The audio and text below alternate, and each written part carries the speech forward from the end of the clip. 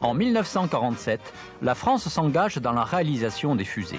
Elle crée 2 organismes, le LRBA, Laboratoire de recherche balistique et aérodynamique, et la SEPR, Société d'études de la propulsion par réaction. La première étude prend le nom de PARCA, projectile autopropulsé radioguidé contre avion. L'engin est maintenant prêt à être tiré. Mais la France métropolitaine ne dispose pas de champs de tir assez vastes pour des essais de ce genre. Aussi s'est-on tourné vers le Sahara et son immense étendue désertique. Ici, on n'a guère le loisir d'écouter l'appel du Sahara et d'admirer sa sévère beauté. Bien vite, il faut partir pour les installations de tir. Toutes les précautions sont prises pour cet engin alimenté par des ergols fulgurants, l'acide nitrique et le gasoil. Les premiers tirs ne sont pas couronnés de succès.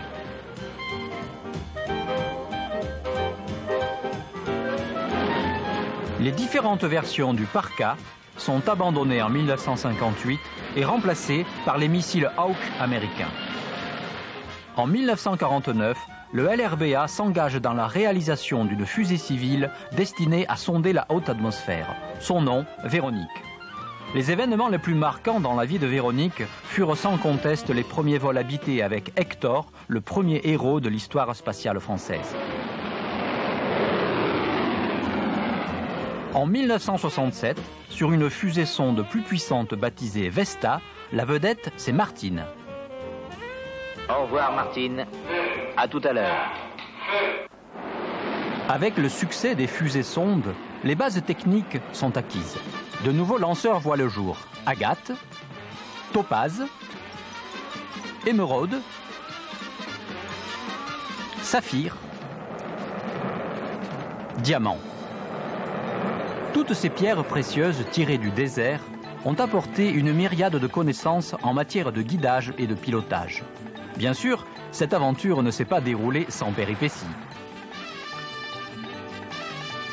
La plus étincelante des pierres précieuses, Diamant, met sur orbite le 26 novembre 1965 le premier satellite français, Astérix. La France devient alors la 3e puissance spatiale du monde. En parallèle, l'aventure spatiale prend une dimension européenne avec le lanceur lourd Europa.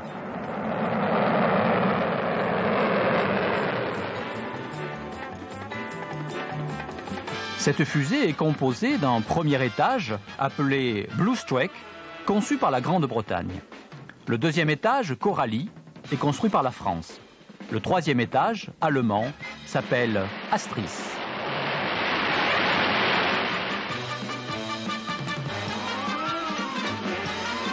« 11 fusées Europa sont ainsi tirées d'Australie ou de Guyane. Malgré des succès partiels, aucun satellite n'atteindra jamais son orbite. L'Europe spatiale traverse une grave crise.